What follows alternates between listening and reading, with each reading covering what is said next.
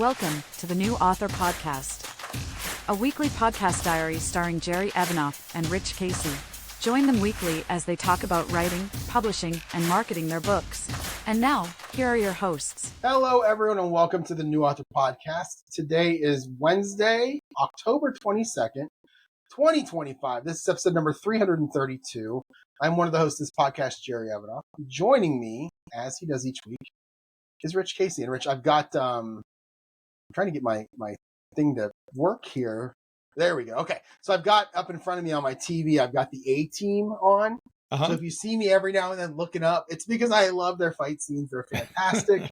And so if you see me looking up, that's what I'm looking up at. Just okay. But I'm listening. I'm always listening, so don't worry about that. How are you? I'm doing well. I was struck by when that introduction was playing about how professional it sounds. It really doesn't belong with this podcast.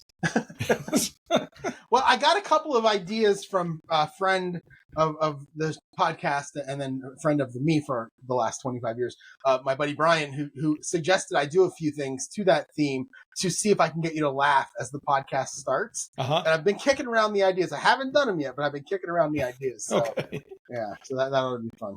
That probably won't be too hard to do. I tend to laugh at a lot of things. Yeah. The more stupid, the better. I mean, we should just do a podcast where we just sit and watch Airplane and we'll both laugh. That's right. Or Family Guy, one or the other. Exactly. Yeah. So, all right, let me jump into my stats for this past week. Let's see. My goal was to get halfway finished with the editing of book 2. Basically, I have 41 chapters. I wanted to get through chapter 21, which is a little more than halfway. And I failed miserably at that. But there's a big but here. I will explain why, and you'll hear about it very early in my weekly recap and understand that I did do all my editing sessions properly, and I did everything I said I was going to, well, not I said I was going to do, I did everything I wanted to do, and I made a lot of progress, but I literally, right now as we stand, I am in the middle of chapter 14 and a half, which is exactly where I was 9 days ago, the last time we podcasted, which that worked out coincidentally, but I'll talk about why when we get. I'm really looking forward to this ex post rationalization. So no, this is good. It has to do with something that you and I talked about at the very end of last week's podcast. Oh, okay. And I basically the next day just put it into effect. So, and let's see. So I failed miserably. Book 2 is, but book 2, I will say, book 2 is down again, but it's only 40 words this time. It's down to 82,270. That'll make Super Editor C very happy with me, as long as I keep cutting like this. The sad thing is I still have to write the last chapter. It's going to be a long one because it's the denouement. And that's probably going to add like 3,000 words. I'm hoping to get down to about 78,000 by the time I'm done, so that I can be around 80 to 81,000 by the time I send it to her. My word count for the year is still 158,423. No changes in my words per hour, stayed the same at 1290 because I've written no new words since last time we podcasted. There you go. Well, I've written no new words as well.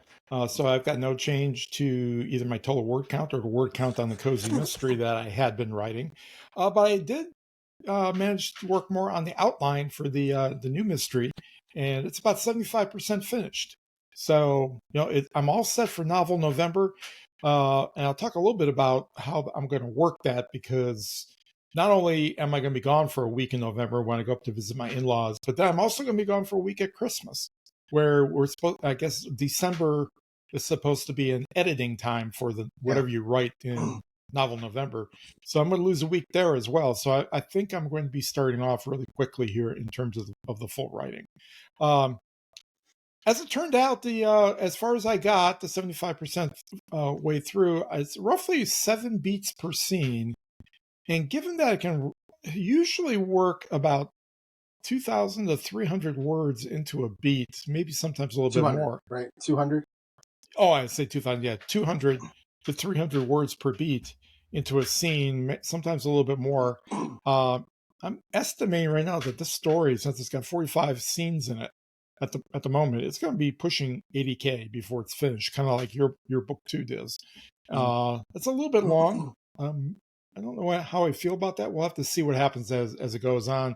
And one of the big things problems it's going to cause is that even if I do start writing Novel November early, like I have, I'll just drop that as a spoiler, it's still going to require me to write about 2,000 words a day in order to get it done by the end of November. So that's a pretty lofty goal. We'll see what happens as I go through the first week or two. And also some scenes may drop out, which will make it a little bit easier to do. But we'll just have to see. But I did make a lot of progress. I'm happy with where I'm at. Yeah. So the goal is, novel November is 50,000, just like NaNoWriMo. Right. But so you're still going to try to get. So if you get to 50,000, that's kind of successful. You're going to try to get it finished. Right. I'd like to get it finished by the end of November. Yeah. That's so impressive. I love it. All right, so let me jump into my week. So again, like I said, I made a big old decision. We talked this is last Tuesday. We talked last week about the podcast I used to listen to from Jim Thayer. And then you had mentioned, I brought up also the Book Fox video that talked about how to write a great scene. And, both of them had the same idea of start late, finish early, meaning start each scene just in the action, just as the action is beginning, in the action, however you want to do it. And then finish, don't meander after the action ends, for the most part, and cut it right there and get to the next scene. And I know that for this book, chapter 1, I was not doing that. I had 2,500 words. I had approximately, so the first 1,056 words were establishing where we were. We learned who the characters are. There's an argument in this part. There's a woman who makes an appearance and then leaves. We're at a will reading.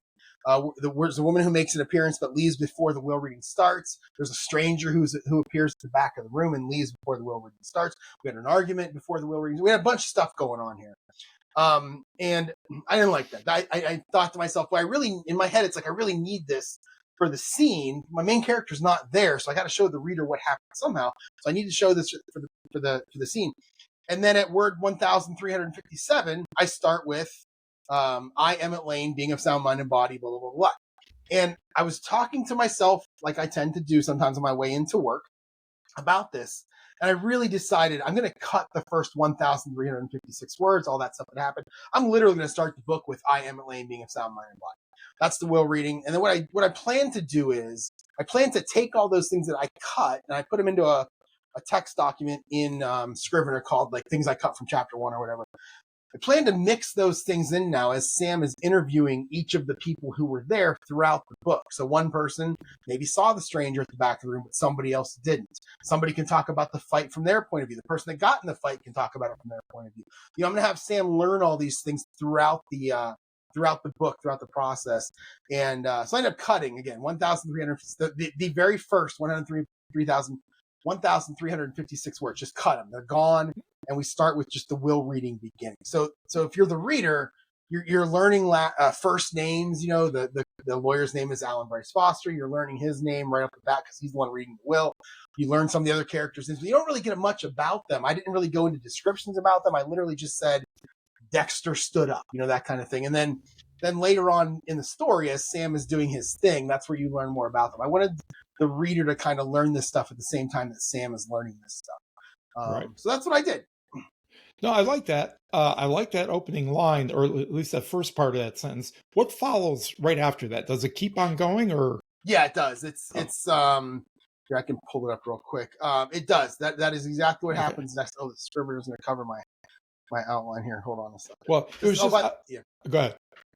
Well, I was going to say it's no. What were you going to say? I was going to say that I could see the opening of this, but that being the very first sentence of the book, just the way you've got it. I, Emmett Lane, being of sound mind and body, and then instead of trailing off, it'll be a break where it'll be an interruption, and somebody starts laughing. That's in the room. Oh, with the sound mind and body part. Yeah, that's kind of funny. No, I only put the dots there because I didn't want to type the whole thing out in the podcast. Yeah, yeah. I know that's what you did there. Yeah, but it's I literally start out. I mean, it's literally the will. It's I am. You don't even get a he said or she said. It just says, I am Emmett Lane, a resident of the state of Georgia in the United States of America, being of sound mind and memory. Declare this will to be my last will and testament. Declare this to be my last will and testament, revoking any of all wills and codicils previously made. I actually literally asked ChatGPT, what does a will look like? Okay. Yeah. And it gave me the first paragraph. And then the second paragraph starts, the family's attorney, Alan Bryce Foster Paws. So that's kind of how I started it. And then you get like Brock and you get Dexter, you get the characters' names, but you really don't get much of anything. So what I did was I mixed in some of the reactions of the people as the will is being read instead of beforehand, so that you start to learn a little bit about it, but it's more through like their what they say, or somebody stands up and pushes their chair back, things like that. So Yeah, well, that's a better way to do it, obviously, instead of Yeah, the yeah. info dump Right. at the beginning. Right. And so now I go from 2,500 words in chapter 1 that ends with one of the characters walking out because she's not happy with what happened, and then 1,300 words in chapter 2 where you get a body at the end of it. So it only takes it only takes like 2,500 words to get to the body at the end of chapter 2 instead of like 4,000, which is what it used to take. And I don't know about the body. I feel like the body should be at the end of chapter 1, but I do have kind of an explosive thing at the end of chapter 1 that happens. And then I go into chapter 2, which is, a little bit later. It's now dinner time. This is where everything starts to ramp up with the arguments, the fights, and then the death that happens. I mentioned this death in the past on this podcast where a guy goes into anaphylactic shock. Is that what you go into when you have a peanut allergy? It's the same, or a tree nut allergy. Yeah. So it's because somebody put something in his food, but that's not what kills him. What kills him is that somebody took the EpiPen from his wife's purse, replaced it with something that has strychnine in it, and in essence, she killed him when she hit him with the EpiPen. And again, that's kind of a brutal thing to do to someone. This is the. Oh, please don't say it's the plot of something else. It's the murder that occurred in Glass. What was it? Glass House or Glass Onion? Really? Glass Onion. I've never seen that. Oh, it was the I've second. only ever seen the first one. Yeah, the second one. They killed the big guy. Oh man, I can't remember the actor's name, but he plays Drax in Guardians of the Galaxy. Did you ever see No that? idea. Oh. No. Oh, he's a big muscle-bound guy, but he's allergic to pineapple juice. And somebody put pineapple juice in his drink, and he dies. So it wasn't an EpiPen, though. I think there was an EpiPen, as I recall. No. Now I gotta watch this. I don't want to do the same but thing. that's a classic. I mean, that's been used dozens and dozens of times. Have to watch it and see what happens here. Yeah. But anyway, so that is what I did. And then again, take those things that happened throughout the 1,356 words that I cut and move them into when Sam is interviewing people. He gets a tidbit here and there. Like, in the first chapter, I had it so a stranger walks in the back of the room. He's kind of disheveled. He looks homeless. One of the main character from his POV, not Sam, it's from a different person's POV. They notice it. They comment on it. I thought I cut all that out, and I'll just have that person tell Sam about it, giving maybe the wrong details. Who knows? Okay. When it happens. So that's what I'm going to do with it. I really like this a lot better. It gets to the point a little better. So yeah, Drax is David Bautista. He also played. I don't know who that is. He also played in Dune. I don't know who that is. Okay. Yeah. So that's what I did. But the problem with doing that is now I have to re-edit from the beginning again because there are multiple. I don't want to use the word interrogation, but there are multiple times that Sam is talking to people about what happened. So there are probably 3 different sessions, and instead of like just going to those, I literally just edited from I just did it again. I just went through and edited it. So the last week, I've basically edited everything that I've been editing already the last 3 weeks. I've gone over it again, made some changes to the scenes where he's talking to people, and then probably just made little changes here and there as I went. So right.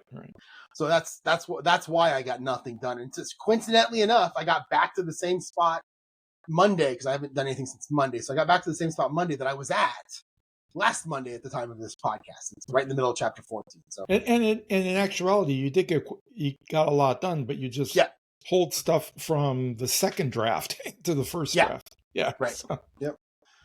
So this was Tuesday at lunch. I didn't write in here what I did in the evening, so I have no idea. Wednesday I worked from home. And then at lunch, I edited chapter 3. So I went back into chapter 3, edited chapter 3 and 4. Had the canine paw spa lady coming in around 12:05 to give Max a bath. So I didn't really get the whole hour. So I got through chapter 3, and then I started chapter 4. In the evening, I didn't do anything except work on my fancy new writing app, and that's going to become a theme of this podcast. And then I went to bed early. I actually got it to the point where I could add characters to my story Bible. I'm really just working on the story Bible section first, because that's the reason I started it, was the place to put all the stuff from my story Bible so that I could keep track of it as I went. I actually got to the point where I could use my OpenRouter API. I could ask it questions. I had context set up to Novel Crafter, and it was working. I could go to a character and ask a question about the character, and it would answer me. I could select from 5 or 6 different models, and then I go into my OpenRouter account, and I can see the stuff happened, that something happened. You can see the activity, so it was working. It was great. I love, so what I tried to do is take what I want to do is take all the things that I like about all these different apps I use, Scrivener, when I was using Novel Crafter, what I do with just Google Docs is a big one, what I do with ChatGPT. I want to just put that stuff into one place. That's kind of what I was working on here. Thursday, I was in the office. I finished chapter 4 and started working on chapter 5. Actually, I finished chapter 5. Then I started chapter 6. Didn't get very far with it. Again, I'm not doing a lot of rewriting here. I'm just adding in the little tidbits as my main character is talking to people. And these tidbits are the things from the first 1,356 words that I cut from the very beginning of chapter 1. And like I said, doing it this way, there was a show that didn't last very long. It was with Donnie Wahlberg, maybe 10, 12 years ago. And it was based in LA. And it would show something from like all the main characters' point of view. So you'd see it multiple times from all the main characters. I don't know what it's called, but I really, really liked it. And I'm kind of writing that way a little bit, where Sam is now getting stories from everybody's point of view. And again, they're not going to match up every time, which I like. I don't think the reader's going to be like, well, that's not what he said over there, because that's kind of how it would work in real life, I would assume. Yeah. Yeah, I guess, well, as far as the reader goes, yeah, probably. It would be a little bit more cumbersome, I think, in actual film to try to do that. So, but yeah. Let's see. And then Friday, I took a half day. So I worked 7 to 11 in the morning. And then I was off to Buffalo Wild Wings. While I was there, I finished 6. I did 7 and 8. So I'm getting through them pretty quick because I'm not making a whole lot of changes here. And then after I got home, I fired up my 1986 APBA football and played the first half of the week 1 game between the Browns and Bears. So much fun because I had Bernie Kosar on the table. And that's the Browns' best year. They were 12-4. It's got all the players I love, Mack and Biner, Slaughter, Langhorne, and Brennan. It's got all the defensive players I love. It's great. So, and the Browns were losing at the halftime of my game 20-14. I didn't care. It was just so much fun. So I was so happy to get that 86 set. Let's see. And then I went to bed. Saturday, I golfed in the morning. Shot a very, very nice 83. Oh, yeah, nice. And that's from the men's tees. It's not even from the up tees. It's from the men's tees. I started the day wearing long pants and a hoodie because it was very cold. We got there in the dark. And then by the 16th hole, I was shorts and a t-shirt. I had changed throughout the round because I had shorts under my pants, and I took my hoodie off, and it was nice out. So it was great. I did have 2 birdies in the front 9, which I think that's only the 3rd time in my life I've ever had 2 birdies in the same 9 holes in a 9-hole span, which is a lot of fun. And then I shot an 83, which was awesome. It was, that late in the year when it's that cold, to actually put an 83 on the board is really good. Yeah. And then we only have a couple weeks left. So yeah, came home, went on to Five Guys. And while I was there, I edited chapters 9, 10, 11, and 12. I was there for a while, making little changes here and there, again, especially having to do with those first 1,400 words.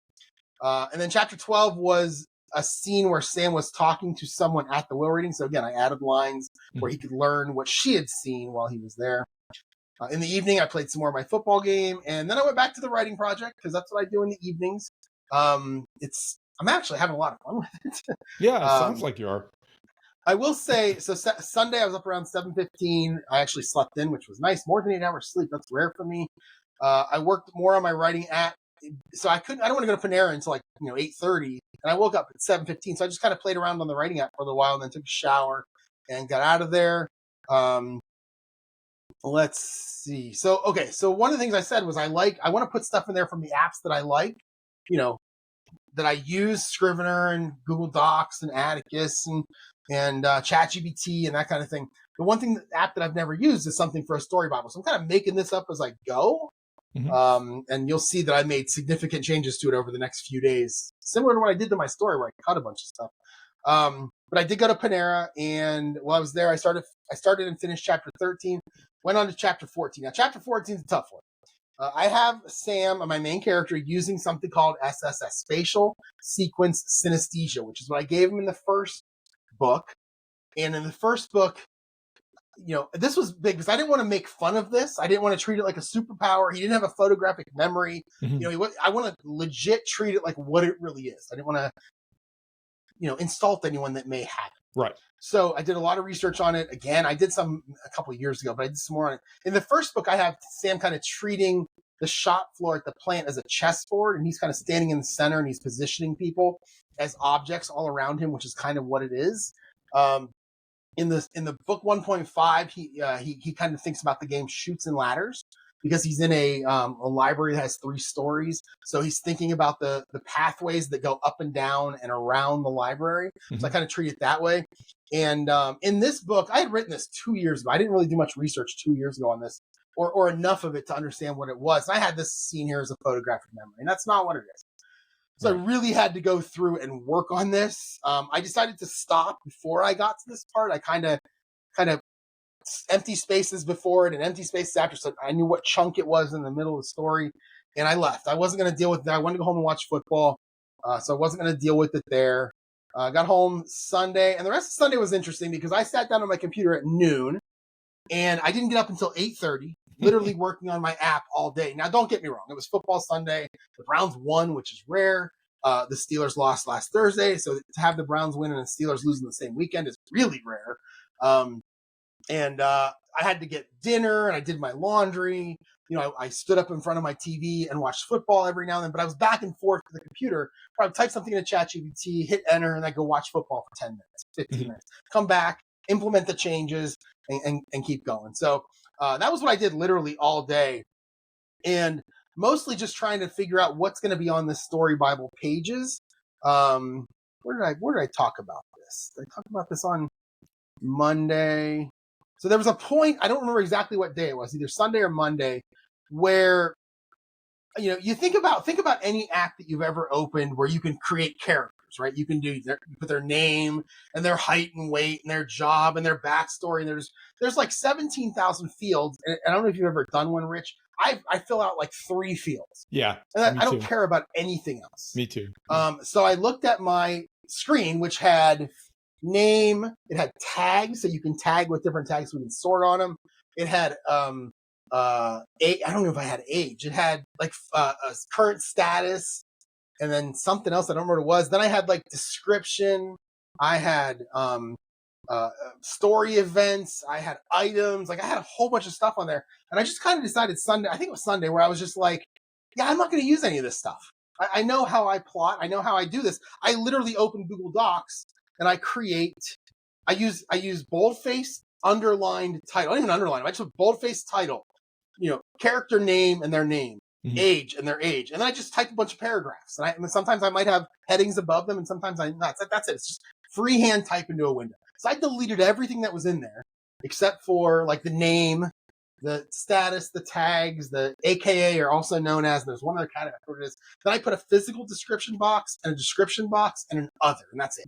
Okay. Nothing else.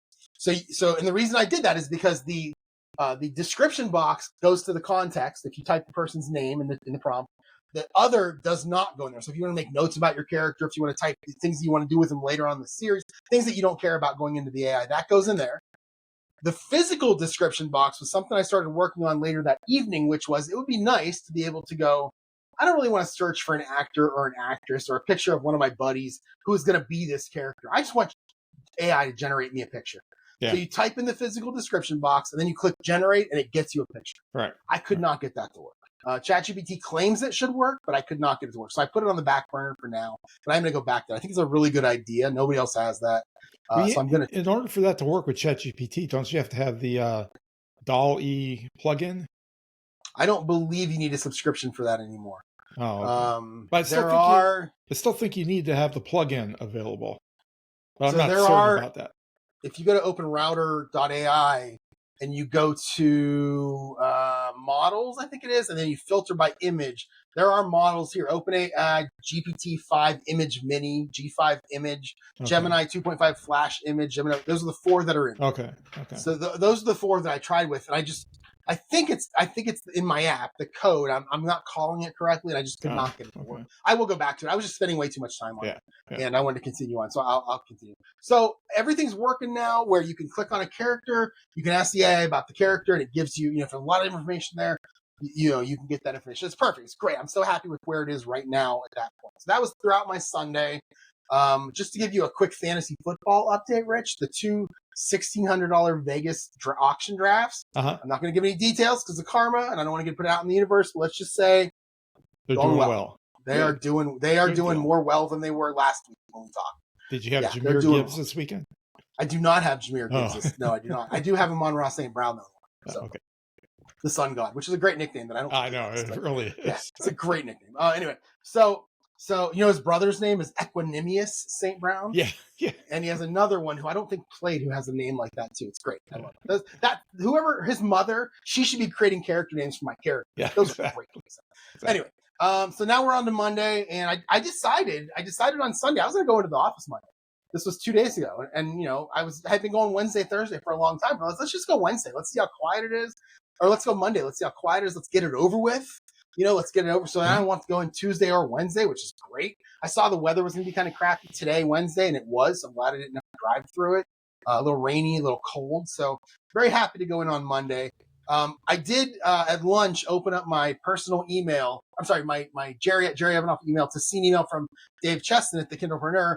And he, like a lot of other people, has released his class. Do you know about this? No, I don't think so.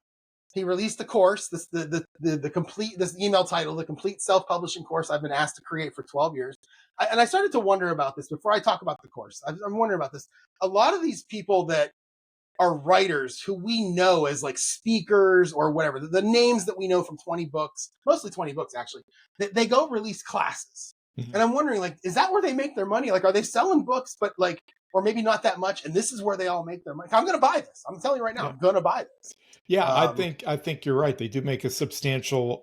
I mean, obviously the push is to get multiple streams of income, as Joanna Penn calls it, and book sales have been terrible lately. The advertising platforms are changing, and people are still trying to figure them out. So, yeah, they're reaching for whatever they can in terms of income. So he actually says in here, this covers everything: researching, validating, creating a professional title, cover, description, everything you expect, published on Amazon or other marketplaces, launching and marketing, everything that you would expect. Now he has it's 7 hours of training, lessons, PDFs, lifetime access for any updates he may do. It's all the thing that you would hear from James Blatch with his course, and you would hear from some of the others with their courses, which is fine. Now, one he wrote in here basically a few questions you might be asking, the reader of this email might be asking. And the first question is, can't I just read your Kindlepreneur website? Which is a great question. And he actually says, yeah. And honestly, 90% of it is probably all over Kindlepreneur. He goes, but this is all put together. It's in one location, that kind of thing, which is fine. And it's only $99. So for $99, I'm going to go in and do this because I really like Dave Chesson. Like, I'm a fan of his as a person. And the biggest thing, he seems like a good guy. Actually, it says the $99 price is just for the next week. Well, I better do it quickly because I haven't done it yet. After that, it goes to $179. So, I remember I've met him a couple times, and I remember walking up to him. He was getting ready to do a speech at the 20 Books 2021. I was there with Lindsay, and we were in the crowd, and I saw him wearing an Atticus shirt. I should have worn it tonight. And I walked up, and I'm like, hey, can I get one of those Atticus shirts? And he's like, sure. So he reached into the box that he had behind him up on the stage, and I was just like, I was in the beta for Atticus. He's like, oh, you get whatever you want then. So I'm like, oh, can I get a second shirt for my sister? And he goes, sure. So that's how I got my Atticus shirts. I was very proud of that. He's just a nice guy, and I love the fact that he prices his apps at, I'm going to just say stupidly, as a one-time price and not a subscription, because that's where you make your money and recurring revenue. And he just did a one-time price, and I love the fact that he did that. It makes sense. So I'm definitely going to buy this because I like Dave. It's more just to support Dave Chesson. I like him a lot. So anyway, so then at lunch, I did continue my editing, fixing the scene where Sam uses his SSS to figure something out. He did a lot of work on this, but finally got it to where I wanted it. And this is more of he uses like paths. He was in an apartment, and he kind of uses the path that he walked to then recreate that later on for the police. And as he's doing that, he realizes things that are different. He realizes things that are changed from the first time he was there. And this is kind of gives the police a little tip. I'm also going to use it later in the book about, I'm going to use it as when Sam's putting together the criminals, I use a chessboard in book 1. I'm going to use a golf hole. And of course I play my league at, because that's where things happen in the book, at that hole number 13, back 9 of this course I play at. And I'm going to use that in terms of where the characters that become suspects are located on the hole. Who is where, what does it mean, that kind of thing. So that's where I'm going to pull the SSS in there too. So I like this. I'm doing my best to do it correctly. It's really hard to understand it, but I really do enjoy kind of this because I find this thing fascinating, this synesthesia. I find it kind of interesting. I don't even know if the people that have it feel like they're afflicted with it, but I haven't talked to anybody, so I wouldn't know. Right. But it seems so interesting to me. I almost want to like try to find a Facebook group or something and kind of go into it and see what it says. So let's see. In the evening, you and I tried to podcast. I'm sure you're familiar with the Amazon Web Services outage that happened on Monday morning. Well, apparently it infected or somehow got a hold of this Riverside app as part of it, the one we used to record on. And we tried to sign on around 7:30 Eastern time in PM, and it's still what Riverside was down. That's why we didn't podcast Monday. That's why we're doing it instead. And then I didn't do anything on my other than that on my writing. I went back to my writing app when we couldn't podcast. I went back to my writing app. Kept working on the Story Bible stuff, working on that picture generation, couldn't get it to work. Yesterday, Tuesday, worked from home. At lunch, I did no editing. I actually kept working on the writing app. It's kind of my writing day off. So I worked on the writing app, but I just couldn't get the picture thing to go, so I just put it aside and decided not to deal with it. After work, I went back to my APBA football game. I finished that Browns-Bears game, and I don't want to be too much of a spoiler, but I'm about to. With 45 seconds left to go, the Bears threw a 68-yard touchdown pass, and they won 40-38. In real life, the Bears won 41-31. And in my game, it was 40-38. So I love the fact that it was very close. That was with funny. The scores. Oh, it was so great. I mean, it's such a fun game. So let's see. What else did I? Oh yeah, I wrote in the app that it was an Alcoa Presents Fantastic Finishes. Do you remember those? No, I don't. The 2-minute warning of either the back in the day when we only got 3 channels, the 2-minute warning of one of the games, whether it was the CBS game at 1 o'clock or maybe the NBC game or whatever it was at 4 o'clock, at the 2-minute warning in the fourth quarter, it would open up with Alcoa Presents Fantastic Finishes. And you would get the highlights of a game that happened anywhere in the last 50 years of the actual fantastic finish. I can't believe you don't remember that. Oh, it's so good. I love those. I wish those were still around. Yeah, I don't think when I was growing up we really watched football much at all. Yeah. I mean, it was the Lions, so. No, yeah, why would you? Well, you had Barry Sanders, but that was I guess in the 90s. Yeah, that was later. So, so then I posted my video and watched TV until it's time for bed, and then today woke up around 6 with the writing app on my mind. And came downstairs, and I actually cut more fields to get it down to what I talked about earlier. I literally have 5 fields to identify the person. I have a physical description box. I have a description box and an other notes or author notes box, and that's it. Anything you type in the description box can go into the context, and anything you type in the two boxes don't go in the context.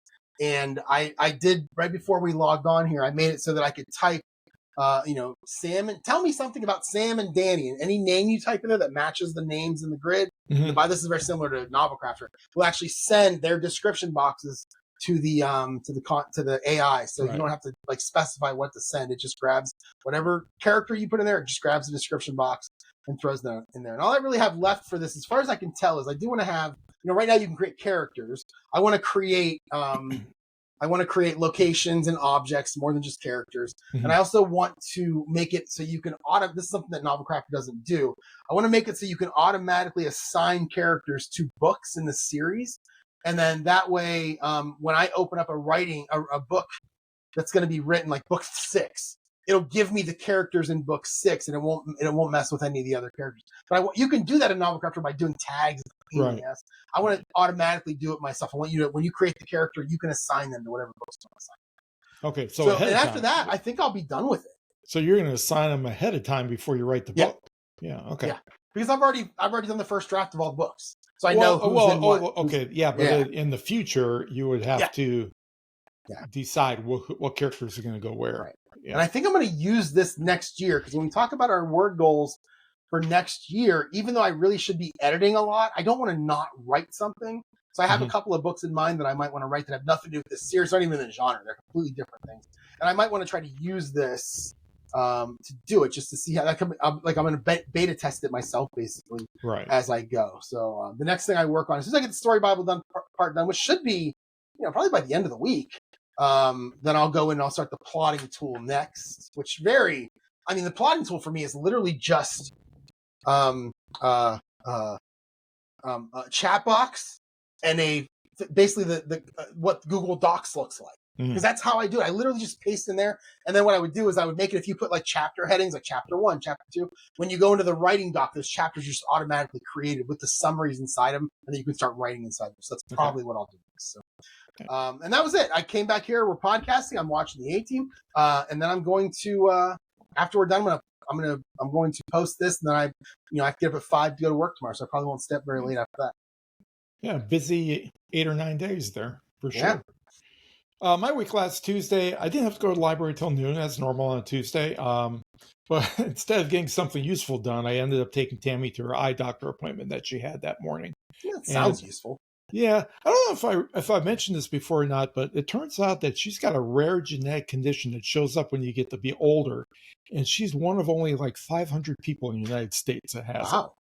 And basically what it does is it causes the cornea of her eyes to buckle and develop cloudy spots as she ages, so that vision becomes not as clear and sharp. It's not that she can't see, and it's not that they can't get her to 20/20 with glasses. It's just that it's for somebody who is a bird watcher and has always prided herself on being able to see minute details at distance. It's just absolutely driving her nuts that she has to live with this, because there's nothing they can do about it. If it gets really, really bad, then maybe they can. But she also does have cataracts as well. They're developing over time. They could, replace the lenses of her eyes. For corneas got super bad, they might be able to do a cornea transplant, but they say that it's not going to get any worse. It's just she's got what she's got, and it's going to stay that way. So I had to deal with somebody being really disappointed that they're getting old for the rest of the day. Oh, Jesus, join the club. Yeah, exactly. So anyways, by the time all that was done, my morning was shot, and I got to work at noon and had to work till 4 p.m. on the desk, and it was pretty busy. So I didn't really do anything there. I did break for dinner, went to Taco Bell, which I haven't done very recently. Kind of dove into their cantina menu and ate way too much, as I normally do when I go to Taco Bell. And then I got something here that I forgot to fill out, so I'm going to just skip over it. Yeah, I don't even know what I was going to put there now. Okay. I forgot what the title. I had a tentative title for the book, but I've since jettisoned that. But what I did do later in the evening when things got quiet is I told you, I think last week, that I had gotten through 45 scenes and I had a short description of what was in each scene, like a sentence, maybe 2 for each scene. I got those all printed out on index cards so that I can now paste them up on my wall, and I can shift them around, just see what the whole story's about. And I'm really loving it because I haven't really had that in the past. And it's something really... That's how I did my first book, and I love it. I love it. Yeah, it's really interesting. So I had the full set in my messenger bag when I left work at 9 p.m. I got home. I had a big bowl of Rocky Road ice cream, because that's what you do right before going to bed, and then turned in for the night. Wednesday, I woke up to a text from my branch manager letting me know that all my other coworkers had called in sick, and she didn't know it at the time, but I knew I was going to be the only person on the desk from 9 till noon. So what I did is I sent her back a GIF of Mr. Bean blowing a raspberry at her. So she thought it was funny, which was good. But I kind of suspect that she's going to be happy to put me behind her when she actually moves on to her next position here in a month or two. It is kind of funny, working at this job compared to the other jobs I've ever had, that, I'm of a certain age. I'm at an age where I am twice as old as almost everybody I work with, sometimes 2.5 times as old, twice as old as my manager. And that gives you a lot of leeway of what you can get away with. Because they still, somewhere in their childhood, they were instilled with the idea that you needed to respect your elders. Nice. Now that I'm an elder, respect me. There you go. Respect Mr. Bean blowing a raspberry. Exactly. Yeah. Exactly. I'll probably have to assault somebody in order to actually get them to fire me. And even then, maybe not. Depends on whether or not they got anybody lined up behind me. So later on in the day, I did get a little bit of relief. I was able to work on creating some beats for Act 1. So I actually got started on the nitty gritty of the story last Wednesday. Thursday, I spent all morning boxing up books for the Friends of the Library sale, which is coming up. And then after lunch, I had a Microsoft Office class I had to teach. It basically turned into a one-on-one consulting with a person. It lasts about an hour and a half, which is fine. I mean, just, as long as I help somebody, it feels like it was time worth spent. And it wasn't like she didn't know how to use Microsoft Office. It's just that she had a bunch of little detailed questions about how to set up certain preferences and things like that. So we went through all that kind of stuff. Then spent the next 3 hours on the desk and worked on more beats in between patrons coming up for questions or help. And I actually managed to make it all the way through Act 2 of the 4-act story. So as you can tell, I had a lot of time, about 3 hours at least, to play with that. Friday through Sunday were all days off from the library. I did absolutely nothing on Friday. I was going to garden. I was going to do some work on the outline. And I guess I was just beat from the week or whatever. But I basically spent a lot of time napping and just reading on Friday. that was going to do list. Oh, man. That always gets me, where I'll get home on a Friday, sometimes from working half a day, and I'll make the mistake of sitting down on the couch, and I don't get up for like 2 hours, 3 hours. Yeah. I did manage to wander out and pick some produce in the afternoon, but not much more than that. Saturday was kind of a weird day. It started off much like Friday, and I had no enthusiasm or motivation to do anything. I finally dragged myself out of the house at noon to go grocery shopping, and I haven't been grocery shopping in a long time. Tammy's been taking care of that while I've been working. But it kind of re-energized me. I kind of like grocery shopping. I like going up and down the aisles and picking stuff out. And as a result, in the afternoon, after we got home and had lunch, we had a cooking party. We prepared a whole bunch of dishes for the week, including I made a really mean breakfast casserole. It had like 2 pounds of sausage in it and quinoa and 18 eggs. So it's been lasting me ever since I made it. Definitely not for people on a diet, though. Because I think I'm gaining weight off of it. And then in the Tastes evening, good though, right? Tastes good. Exactly. Well, part of the problem is I'm Eastern European. The days are getting shorter. I know winter's coming. At least genetically, I know winter's coming. It never really comes here in the South. But so everything in my brain and my body is saying, put on weight, put on weight, put on weight. Stock up for the winter. As my grandfather used to say, eat, eat, eat. You never know when the village is going to be raided next. So anyways, we played Wingspan until bedtime after that. Sunday supposed to be a day of rest, but instead I got outside and planted a whole bunch of lettuce and kale and sugar snap peas after we got back from church. And then later in the day, I really couldn't find any game I wanted to watch. None of them were exciting at all. So I went back to working on the outline, and I finished up Act 2 and got roughly halfway through Act 3 in doing the story beats for them. So the most exciting thing that did happen to me on that day is I was trying to pump up the wheelbarrow tire on it. I have this big, huge cement contractor's wheelbarrow. And it's got a pneumatic tire, and I was pumping it up. I don't know if I wasn't paying attention. The tire, it has been around for like 15 years, so it's probably dry rotted. But all of a sudden, the thing just blew, and it sounded like a gunshot going off. And Tammy thought somebody had shot me. she came running from around the side of the house. She didn't know I was blowing it up, so she didn't realize what the noise was. I think you're writing a story, Rich. Yeah. You might be writing a murder mystery right now. Could be. Let me just say that the NFL is like really, really making it worse for themselves during the day, because we had a Thursday night game, you had a 9:30 game, then you had a Sunday night game, and you had 2 Monday night games, which were awful. And you also had, I believe, 2 teams on bye. So there were only, I think, 6 games on at 1 o'clock, and only, I think, 3 or 4 at 4 o'clock. And very few of them were excited. I think at one point in the 4 o'clock games, they got exciting. They did get exciting near the end. But at one point, I think in the 4 o'clock, maybe the 1 o'clock games, there was like only 1 game. Or I remember the Red Zone guy saying at one point, I think during the 1 o'clock games, that none of the games were within 1 score. Yeah. And there's so few on. And I've been reading today that the NFL probably doesn't want to do double headers on Monday night anymore. They're just not good. Like, people don't watch them. People get annoyed.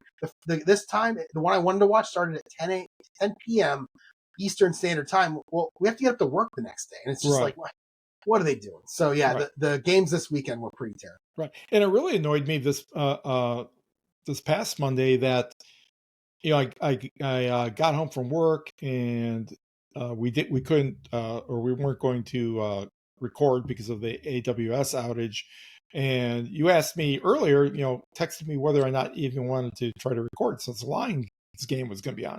And in my head, I was thinking, well, no, it's okay. We can record because we'll be done long before Lions game is on. So when I realized we weren't recording, I just sat down and I turned the TV on, and the thing is half over already. It started at 6:00 for you. Yeah, that's right. Yeah, it was terrible. Yeah. Anyway, so on to Monday. I was back at the library working, as I said. Spent the entire morning on the desk, doing everything but working and writing. At lunch, I went to Lowe's to buy a replacement tire, but also buy some chicken wire.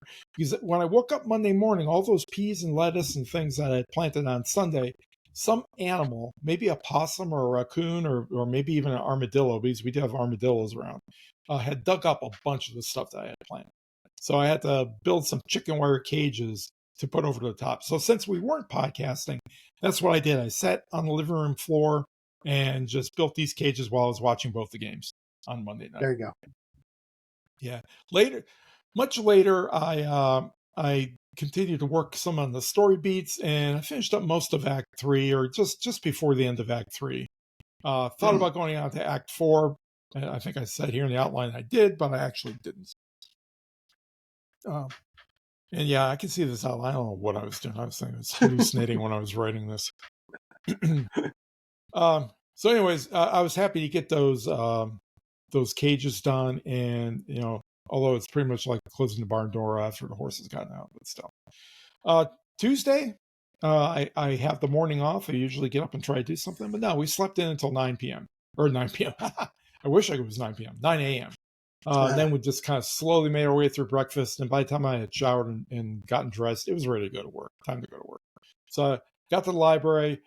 Pretty busy on the desk that afternoon, but it was okay because I was basically thought, I don't really want to go any further by developing beats for this outline. I'm through almost all the way to Act 3.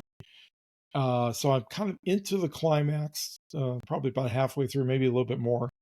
And I know when I start to write that I'm going to venture off of this outline. So doing the beats now really doesn't make any sense. Maybe when I get like halfway through Act 2 or towards the end of Act 2, I can then finish the beats for the rest of the story, because then it'll be pretty much clear what I've changed, what I've not changed, and where I really am going to end up going to the end of the story. So I just put it on the side, and I just played around with something else.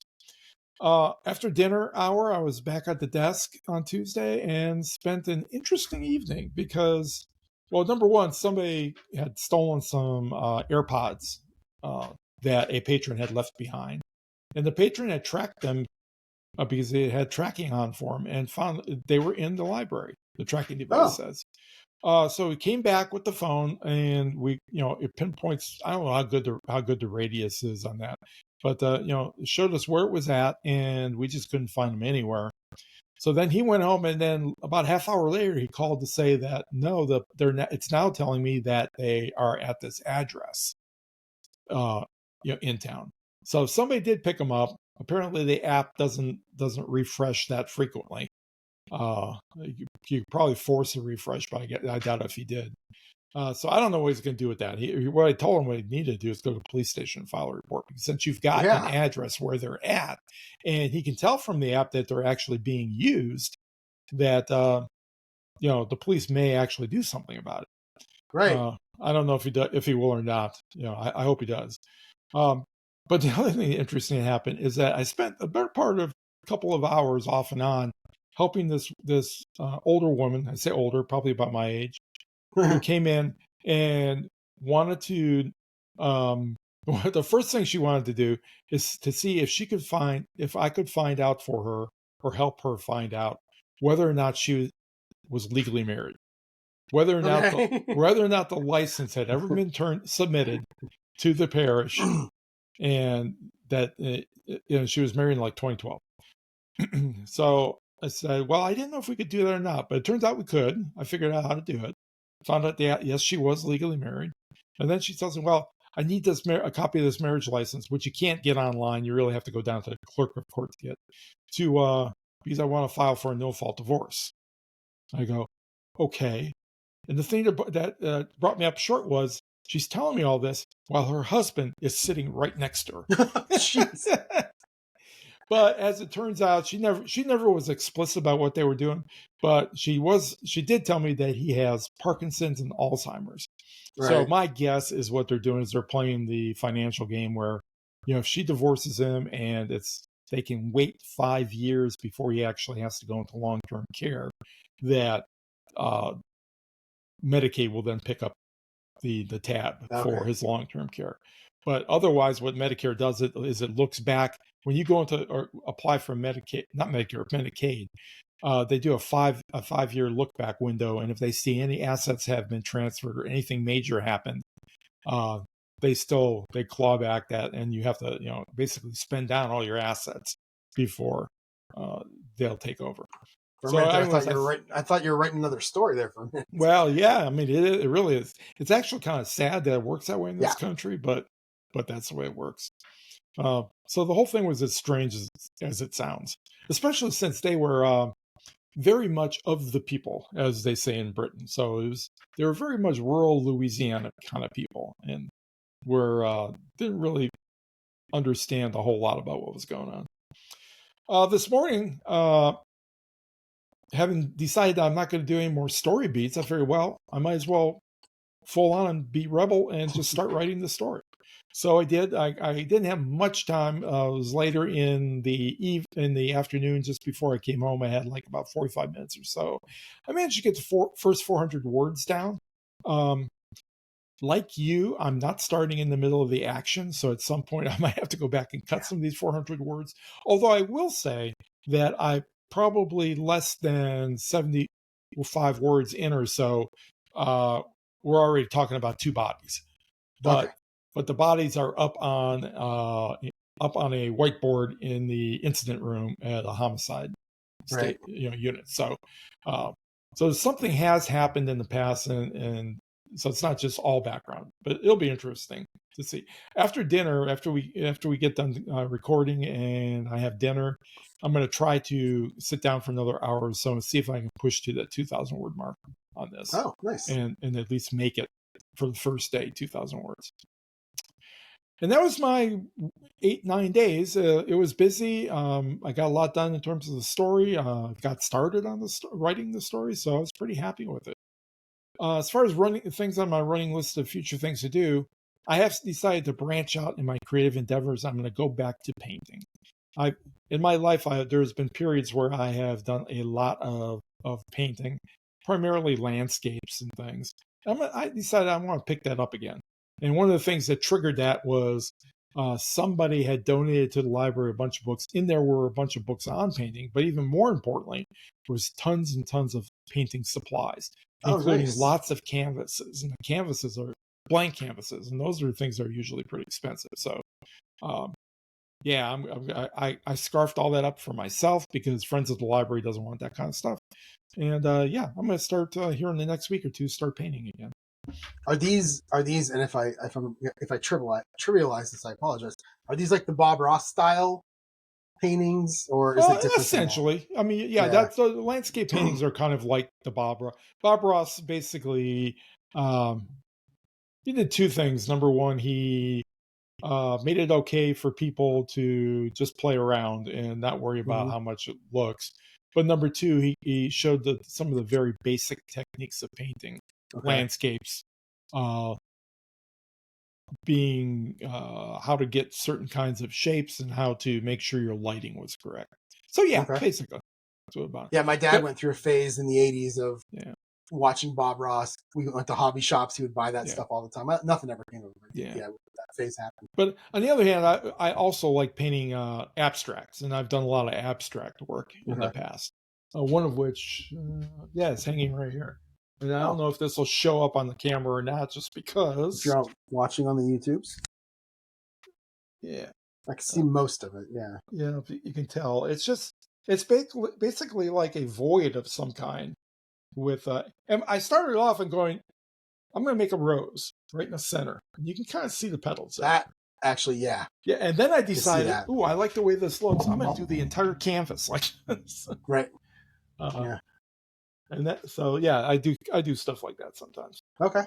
So anyways, yeah, just another creative outlet, another fun thing to do when I'm really upset about the way the writing's going. Okay. There you go. All right. So my future list of things to do hasn't changed at all. Yeah, it's the cover. I need to do a cover for my novella and go through some courses. I'm going to add the Dave Chesson course to this too, because I'm probably going to buy that. Like, I might even do it tonight just to get it over with.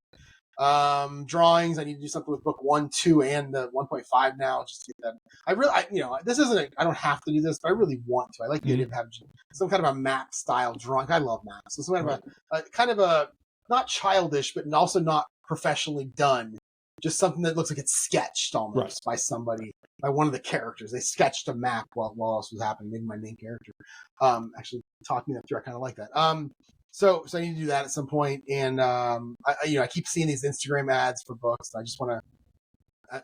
I have an idea in mind. I don't know if it's a good idea. I think I'm going to tell you after we're done recording and see what your thoughts are before I actually think about actually doing it. But I have an idea in mind for at least one thing I want to do. So. Okay. In terms of my addicted to, there is my YouTube is now showing me a lot of family and or friends that got together and created bands, and they cover stuff mostly from the 70s, 60s, 70s, 80s. And the one I really been watching for a while is there's one called the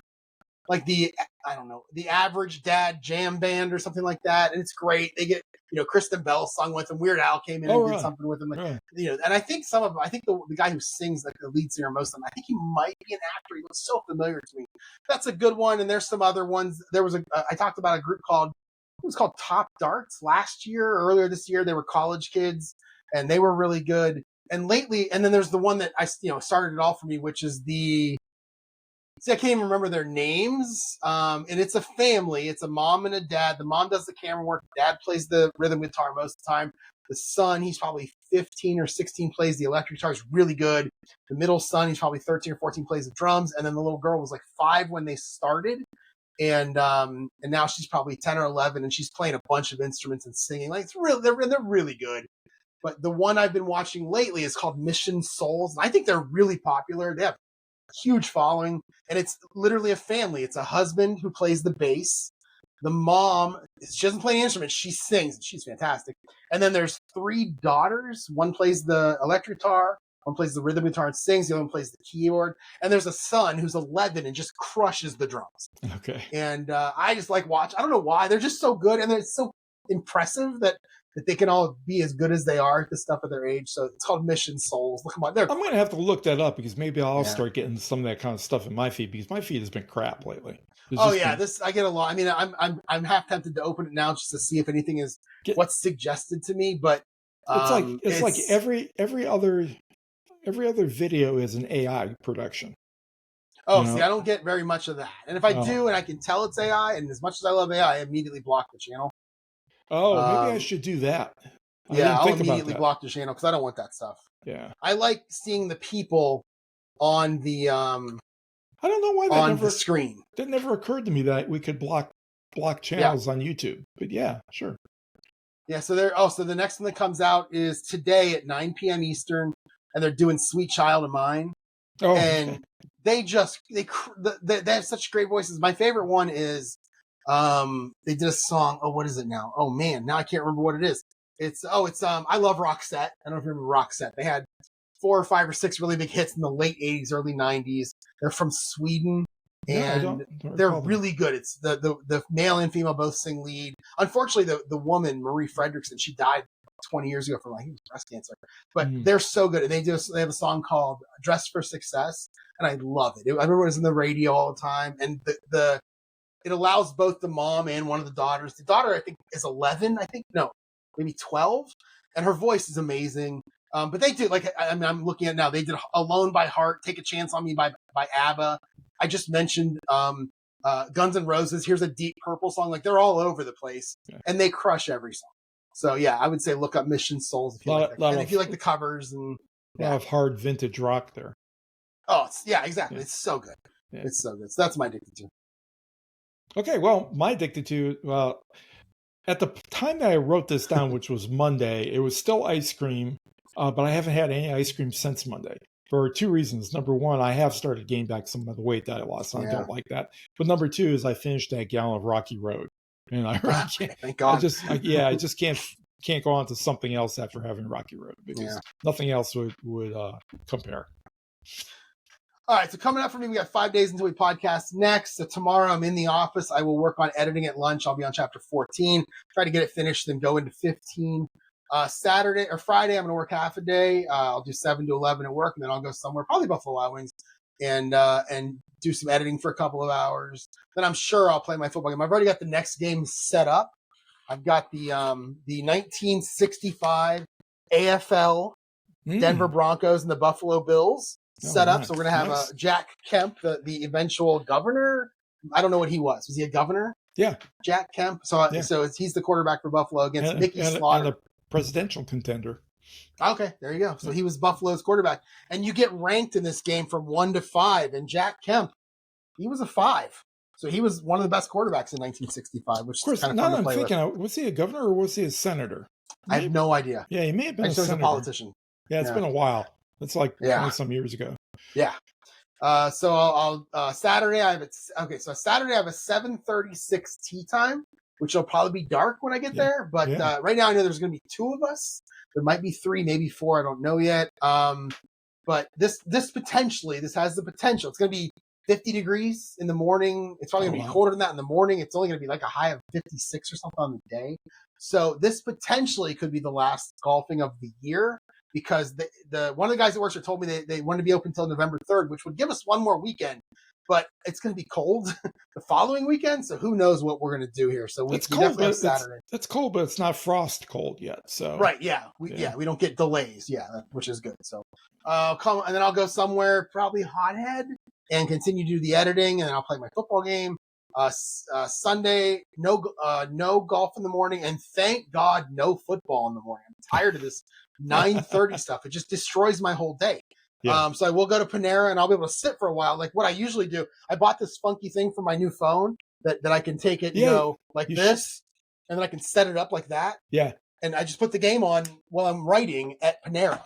It's muted, but I'll just peek over at it. Well, Rich, I don't know if that's going to surprise you, but that really does limit the amount of editing I get done. I suspect so there's only 2 left. The next 2 weeks we don't have any. In the NFL this week, it's what we fantasy football players call the bye-pocalypse. There's 6 teams on bye, so it's really slim pickings at these positions for your lineups.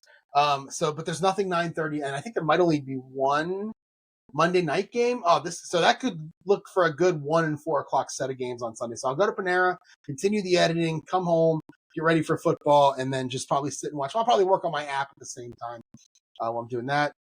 And then this app that I'm talking about, I'll probably work on it in the evenings, most of these evenings.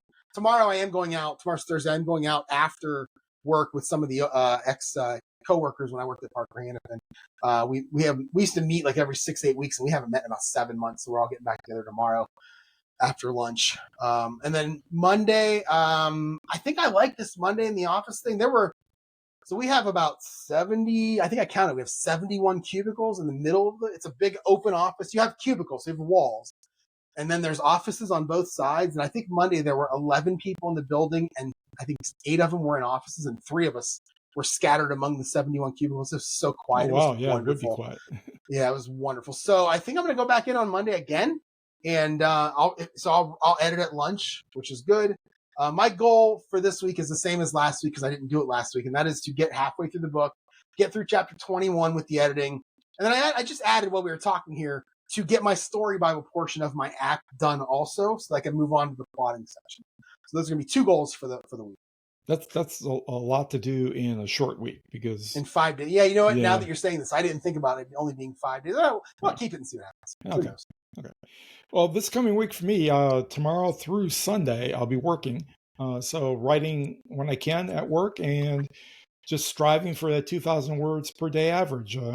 I really would like to do that. I would like to keep it up, and hopefully I'll be able to.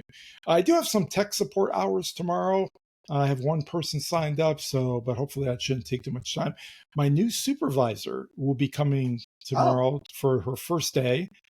She's going to be here tomorrow. She'll be here next Thursday, and then in November she'll be starting full time. She's moving from another one of her branches, so tomorrow will be kind of like a meet and greet, and I'm very careful when I meet new managers and new supervisors, new people above me, to act about as crazy and chaotic as I can, because at least they're being warned about what they're getting into.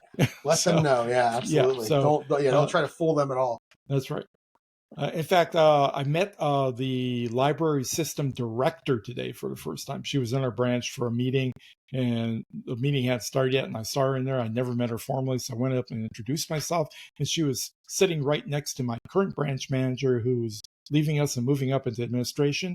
And I introduced myself, and I said I apologize because of my chaotic nature that Ashley felt the need that she had to get out of this branch and move on. Nice. Take the and blame. then I would try not to do that to the next one. Nice. And then I walked away because I want them to think I'm just a lunatic. Right. Which I may well be. Who knows? Next Monday, I have the day off from the library, so I'll be writing first thing. I'm going to get that 2,000 words out first thing, and then probably do some garden work and stuff, assuming the weather's okay. And then, yeah, that's it. Then I got a double Monday here because I changed the outline and forgot to fix it. Well, I'm going to go back for a second to one thing that I forgot to talk about because I forgot to put in my outline in terms of the future list of things to do. I think I may have complained to you last week or a week before about my laptop. It's a 2017 model of a MacBook Air, and it's gotten to the point now where I can't update any of the software on it.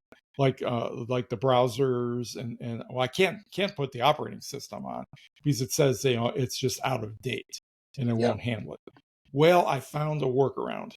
I don't know if it's called I found it on GitHub, and I've since researched it, and it seems to be very legit. People are doing it all over on these MacBooks, especially MacBooks that are even much older than mine, like going all the way back to 2010 models. It's called Open Core, what's it called? Open Core Legacy Patcher is what it's called. Okay. And I don't know exactly how it works. I haven't researched that out yet. But essentially, what you do is you end up scrubbing your laptop, scrubbing the hard drive. You install this on your hard drive.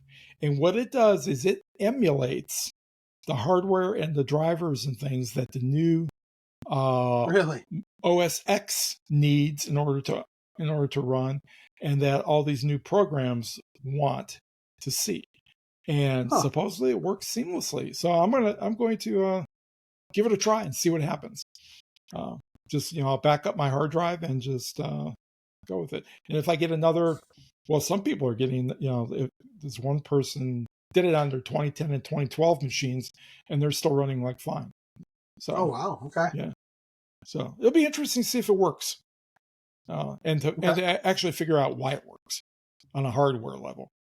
Because it may well be that Apple just does this with their operating system and plans in obsolescence so that you have to update in getting new machines. Right. It'd be terrible if that was the case, but that might be. In terms of stuff to share, I just started using WaveMaker today for the first time for real. So far, I really like the interface. I particularly like the typewriter mode, where I think I mentioned this before, but you get a blank screen with a cursor and you start typing, and the letters are true monospaced like on a typewriter, and they have the intensity of the black of the letters varies like it would have been a manual typewriter that you were doing. And it's just visually very pleasing to me. I really like it. The only thing it doesn't have is the sound of a typewriter when you type. At one point, I'm surprised at that. Me too. At one point, I had an app that would do that. That would make the sounds as you hit your keys. So I don't know if I can't figure it out. If it has sounds, or if I can't get an app to work along with it, I may have to spring for a mechanical typewriter or a mechanical keyboard, just so I have that kind of sound. Just so you have that sound. Yeah. Because I know a lot of people like that, and there are those mechanical keyboards out there. They're pretty slick, actually. They're kind of backlit and they're really nice. So, yeah, we'll see. All right. Well, I have nothing to share this week. Yeah. So that's going to be the end of the podcast. Anything else you want to talk about? No. I think we blathered along long enough. It's almost an hour and 10 minutes. So yeah. All right, so if you want to get in touch with me, jerry@jerryevanoff.com is the email. jerryevanoff.com is the website, and I will dust off the Facebook page at some point. I haven't done it yet. I barely go into Facebook. I like going into Facebook. I went into it today because I was Googling something, and it took me to a Facebook page, and I had like 16 new notifications. And by new, I mean from like the last month, because I haven't been there in a month. So yeah, I have to get in there at some point. So the thing that I'm talking about that I'm going to tell you about could be something I throw on the Facebook page also when I'm ready to start doing it. So again, I'll chat with you. Maybe I'll talk about it next week. I don't want to, Okay. It's going to sound stupid. This is going to sound really stupid. I'm just going to say it anyway. I don't want to give anybody else the idea. So I'm just not going to say it yet. So if you're going to be stupid, you want to be the first one to be stupid. Exactly. I want to be a leader in stupidity. That's right. Not a follower. Exactly. So. If you want to drop a note to me, my email address is rich@richkacy.com, and I'm still on Blue Sky and still shitposting. So, all right, everyone, that is going to be it for this week. We will talk to you all next week. Thanks for watching. Thanks for listening. Yeah, have a fantastic week.